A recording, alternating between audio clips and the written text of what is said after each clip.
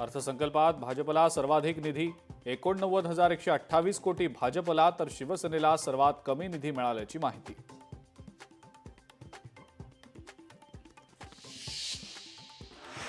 अरविंद केजरीवाल यांना 5 वर्ष जुन्या प्रकरणात एफआयआर नोंदवण्याचे आदेश। 2019 द्वारका होर्डिंग प्रकरणी सार्वजनिक निधीचा गैरवापर केल्याचा आरोप।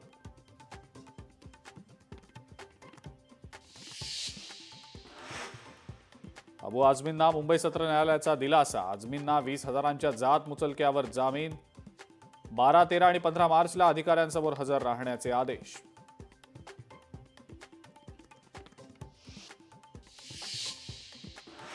पालघरमधल्या 4,000 रोहयो मजुरांना थकबाकीची रक्कम होळीपूर्वी तत्काळ वितरित करण्याचे अजित पवारांचे निर्देश। संबंधित मजुरांना 45 कोटींची थकबाकी वितरित होणार।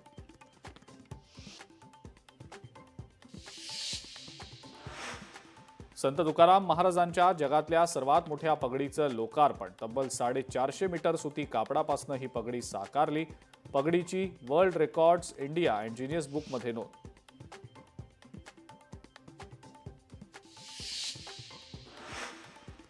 वेंगुर्लेमधल्या निवती किल्ल्याच्या अस्तित्वाची धडपड। तटबंदी ढासळली। दुर्गप्रेमी पर्यटकांना झाडाझुडपांचा अडथळा।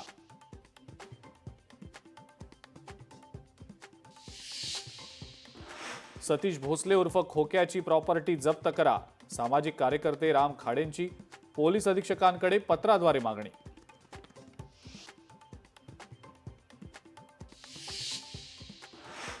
मुंबईतल्या एअरटेल गॅलरीमध्ये हिंदी मराठी वाद।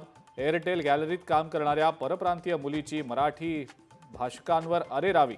या प्रकरणी मनसेनं खळखट्याकचा इशारा दिल्यानंतर मुलीनं मागितली माफी।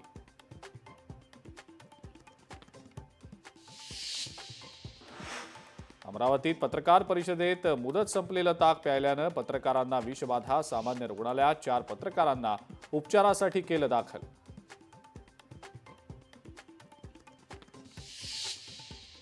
आणि लातूरमध्ये एका तरुणाला 4 ते 5 जणांच्या टोळक्यानं केली मारहाण। मारहाणीत तरुण गंभीर जखमी।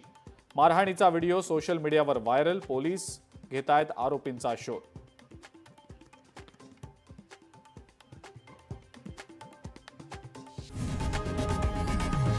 लोकशाही मराठी ऐका, पहा, जागरूक रहा।